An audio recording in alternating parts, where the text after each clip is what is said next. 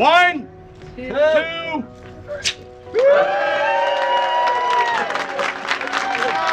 Well, the previous building was approximately 13,000 square feet, and for years we have been bursting at the seams.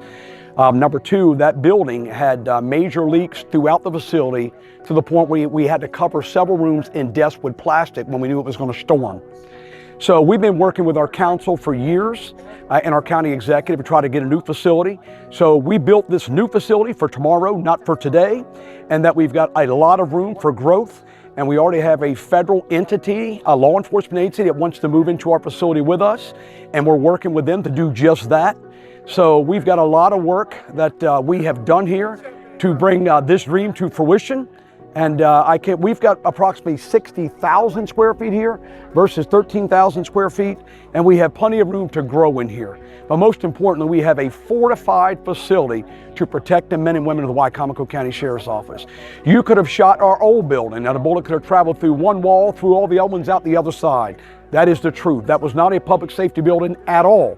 This is a true, heavily fortified public safety facilities. On the east side of our facility, on the lawn, that is going to be phase 2 of this public safety building, and that's going to be the new home for the Wicomico County 911 Center. We have some very talented employees that specialize in cyber crime and cyber online cases, and they are currently housed here at the Wicomico County Sheriff's Office. So to serve the needs of our community.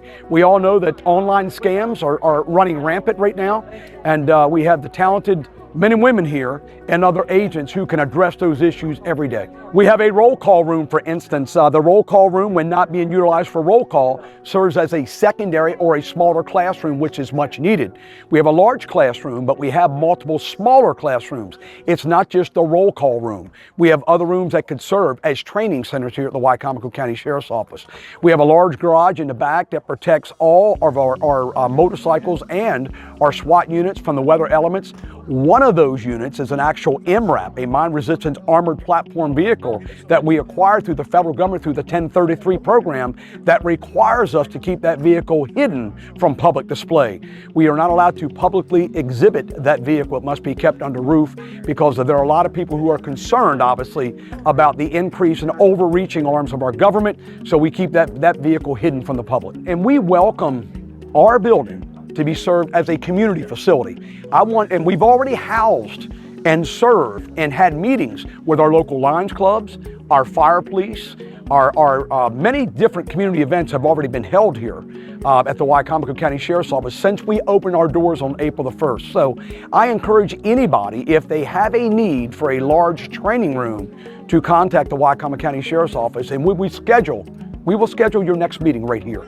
We've already had several here, and I told the Natural Resource Police Superintendent earlier when I spoke to him that we welcome him, and he said he wants to bring his entire command staff here for a retreat to have their meeting here in this building.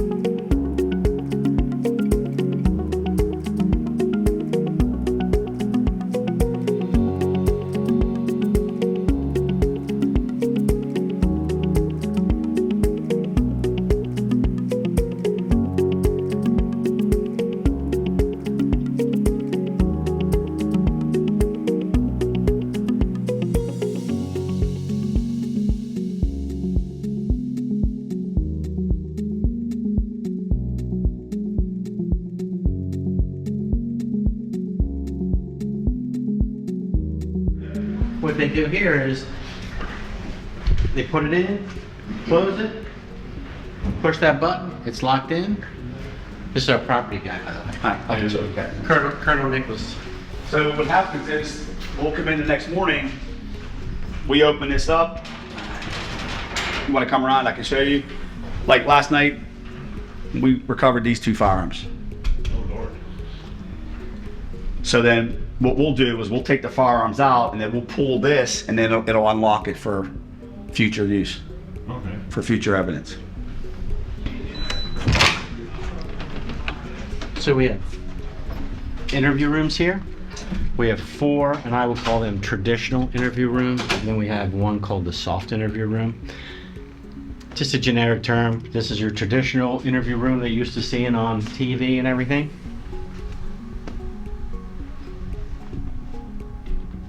It all depends on the technique or how the detective likes to do their interviews. Some may want to do a more comfortable environment. Some may want to do a traditional environment. There's no right or wrong way. It's just some way. Some guys like to do it certain ways. So this is the road patrol area where the guys and gals who primarily work the road will come to. So if you notice, they have working stations here, but not every working station has a computer on it. The idea is this is a Wi-Fi campus, so they can bring their MBT, their basic laptop from their car, have a workstation, and go Wi-Fi campus. They connect to the printer, so they can print right to that printer there. So that's the body-worn camera station. So each deputy is issued 2 body-worn cameras. Beginning of the shift, they'll take their old one off, put it on. It sends all the data to the cloud. They put a brand new fresh one on for their shift. Now the reason we do that is because we have take-home cars. So at the end of the shift, if a deputy's on his way home and something happens, they have their camera. They're not driving home without a camera. So that's why each deputy's issued 2 cameras. So the commanders that handle road patrol have offices. So training. Walk up to the window, look in. This office over here is a crash reconstruction. So we have a major crash. They come in and do all their math and mapping and all that. And all this equipment on the back wall is there for measuring and all that stuff. So this is if you get arrested, this is where you'll come. These are our adult holding facilities. We have 2 juvenile holding cells here. This is the intoximeter, so if someone is suspected of drunk driving, this is where they'll come and do the breathalyzer test. Oh, that's the breathalyzer? So, that door goes to evidence as well.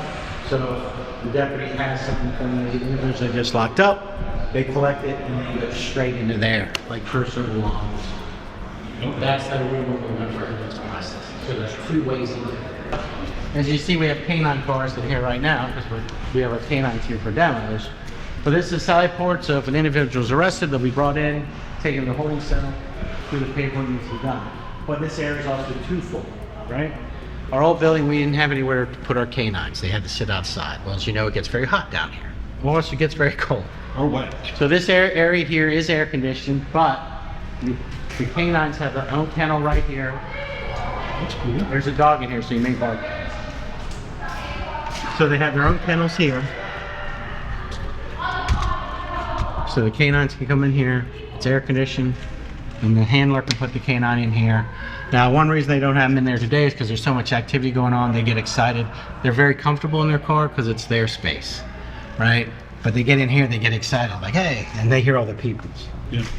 Storage for the canine where they keep all their training gear. They have their own wash bay here for them. Oh, that's cool. So if the dog goes out and they're doing a track in the swamp and the muck, we have an area where they can come clean. We also have a hose that can be dragged to the kennels and then they can disinfect and clean the kennels. Because as well trained as they are, they have accidents just like any dog, right? So this is our big garage area. This is where in our old building, we had nowhere for our expensive equipment not to get weathered and beat up by the weather. So now we store it inside. Motorcycles, the MRAP, the SWAT vehicle, cars being worked on also being here as well.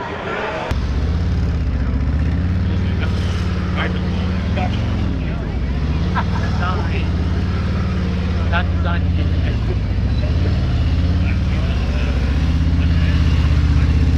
Imprint on a target odor. So if I want him to find drugs, I can't teach him to not find drugs. Okay. He's going to catalog that in his brain, and that's never going to be erased. Now, are they able to detect multiple things? Yep. But okay. Yep. So we basically train them on 4 different odors right now: cocaine, heroin, methamphetamine, ecstasy.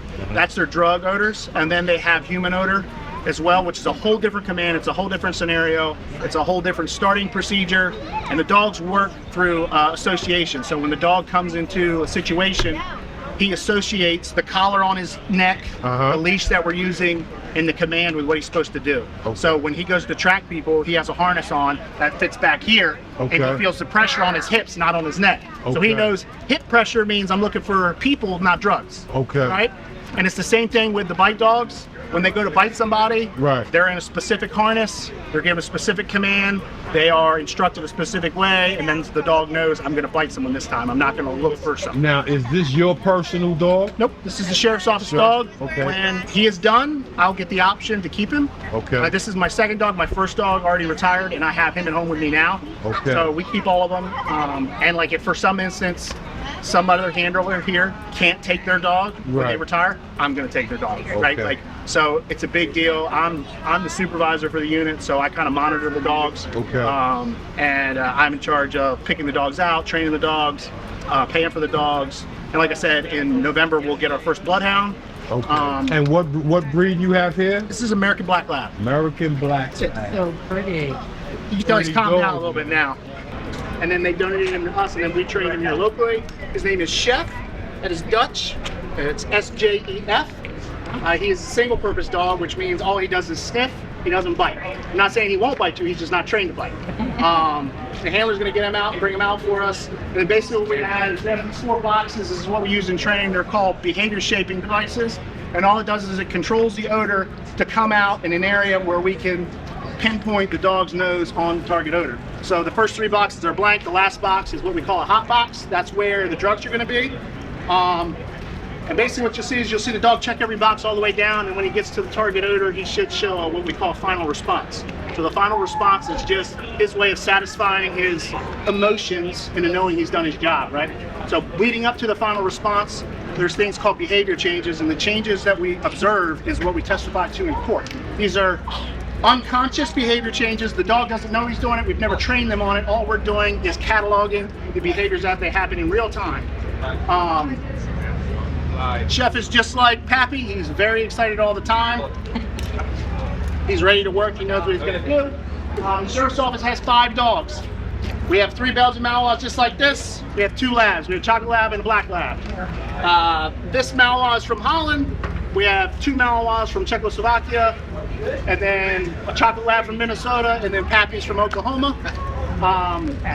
Prior to that, we usually would bring them in from other countries because the breeding and bloodlines over there is much stronger, and the working dog experience for the trainers over there is much stronger.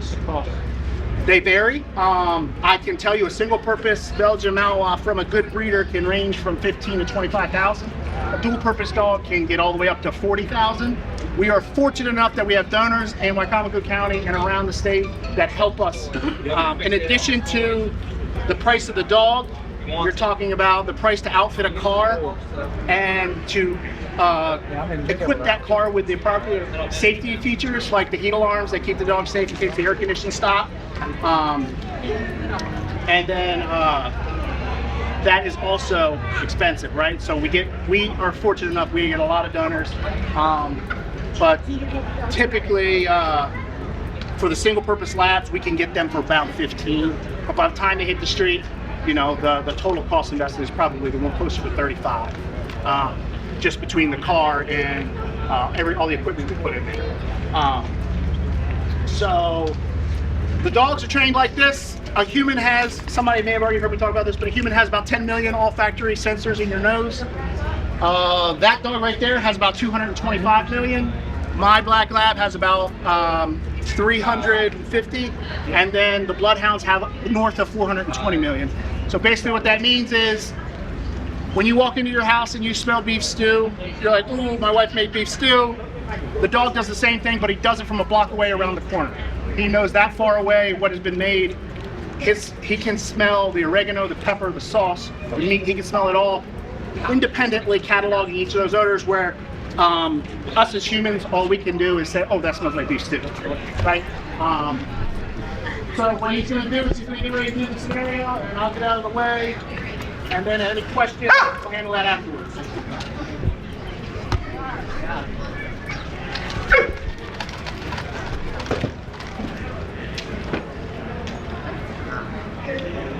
So pretty clear, Right. So the way a dog's brain works when we train them through three ways, right? So it's repetition, we repetitively do something; association, we associate the task at hand with their reward, and then their motivation.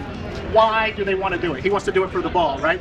So through this process, the dog learns what's getting ready to happen in his brain, right? And he starts to do an endorphin dump, right? And an endorphin dump causes a physiological change and causes enjoyment to him, right? So the act of actually searching for drugs is enjoyable for the dog.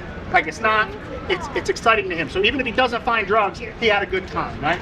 So the verbal cues is what that is. Those are called verbal markers. We use those to pair the endorphin dump to the reward. And what DFC Brown's basically doing is he is reinforcing that dog did something well. So the next time that dog comes out, he knows that he should do that harder and stronger and faster and longer. And that creates the stamina of the dog to be much longer, so that dog will search for hours instead of minutes. And it's a very important thing to do, because if you are a very bland person, if you are very boring, the dog can literally stop working for you because he doesn't think it's fun. He doesn't think that he's doing anything right. Because dogs inherently want to serve somebody, right? Labradors were bred for us, right? And then Belgian Malinois, German Shepherds, they were bred to work.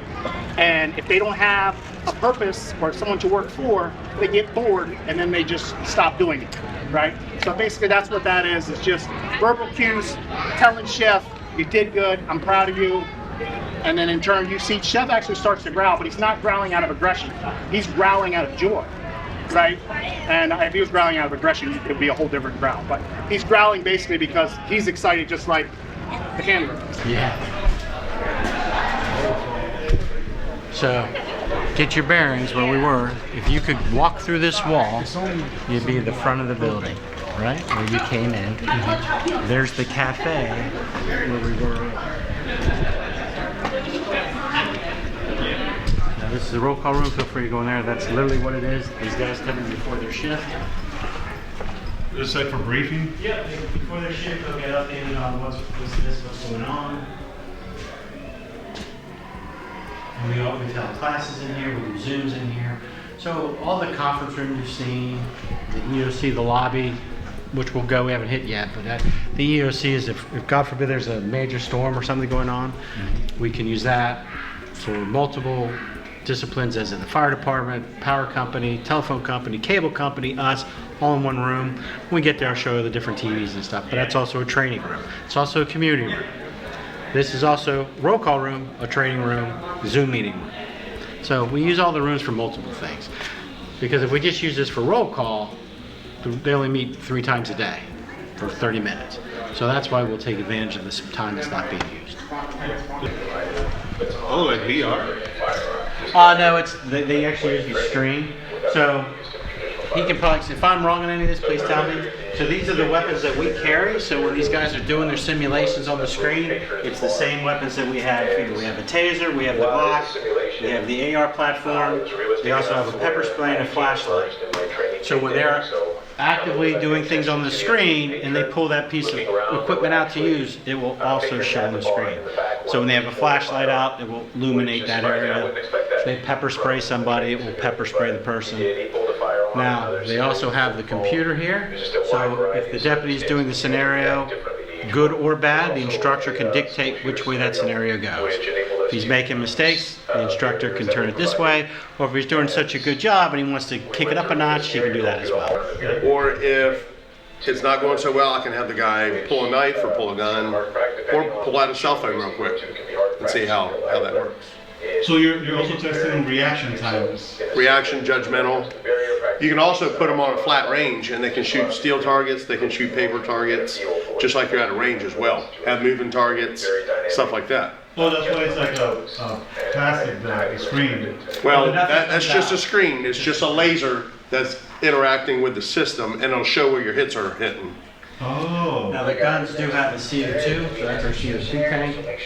So when they are using the weapon, it is acting like the actual weapon. It will slide, recoil the whole bit. Okay.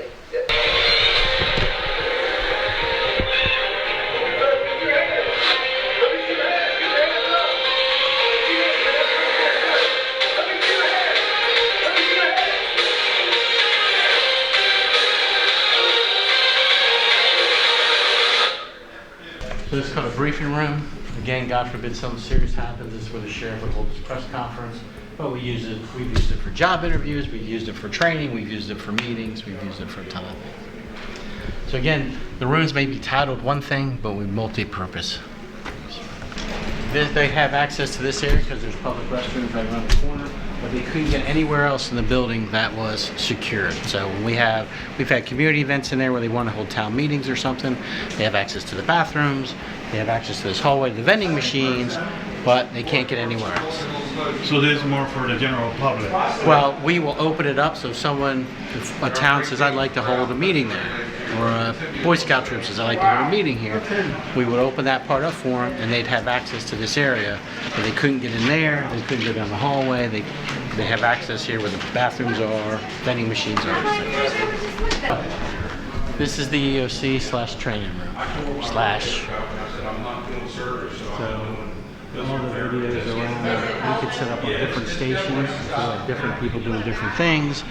It's also set up so when we have training, they're not just looking straight ahead here at the big screen, there's other screens. Or if the instructor wanted to put something on those two screens and have PowerPoint. So again, a multi-purpose room.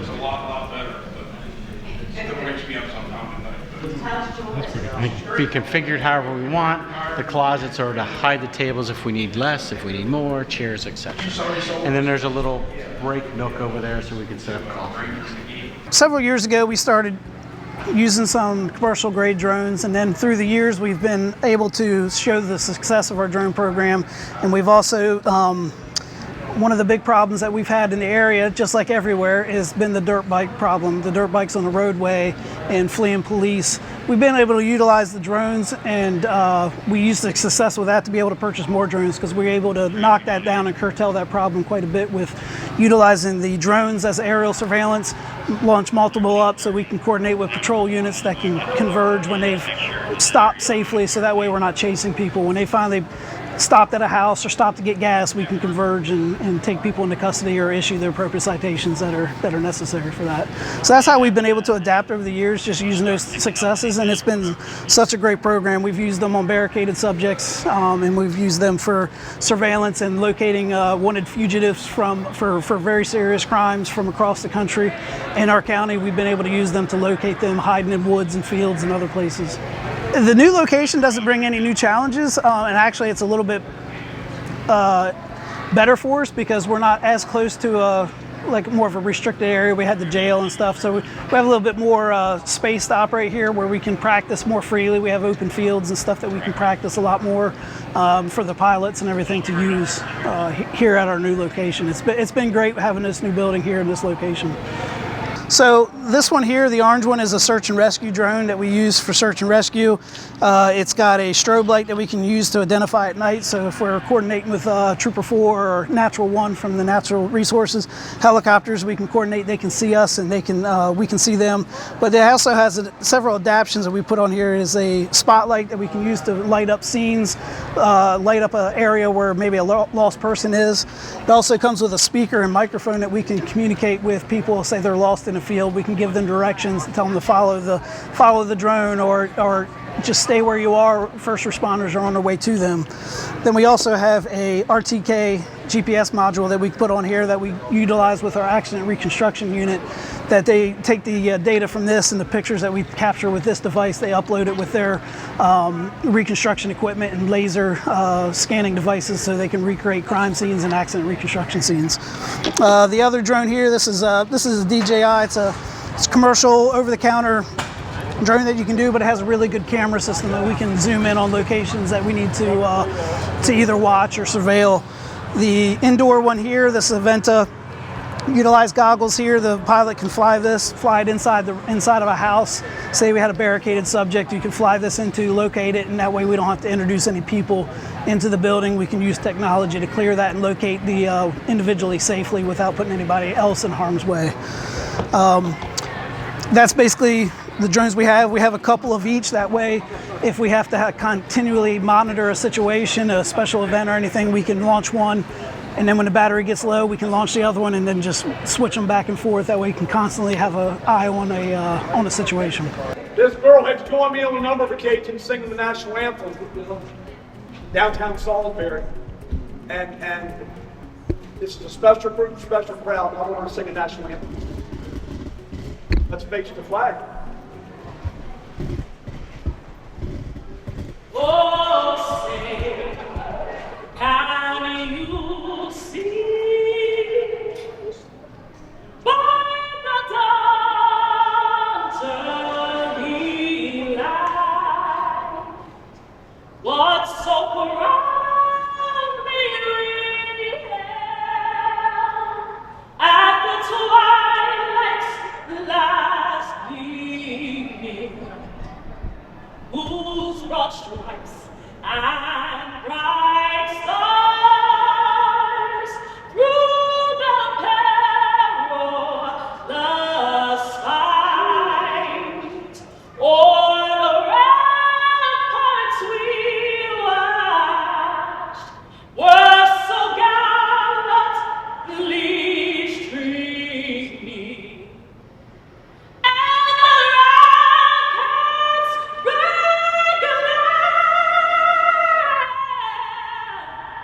the boats bursting in get through the night that our land was still there. Oh, say does that star-spangled banner yet wave o'er the land of the free and the home of the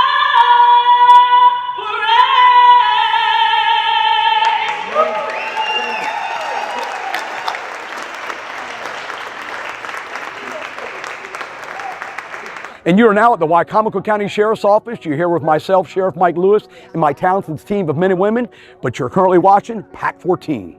See you soon.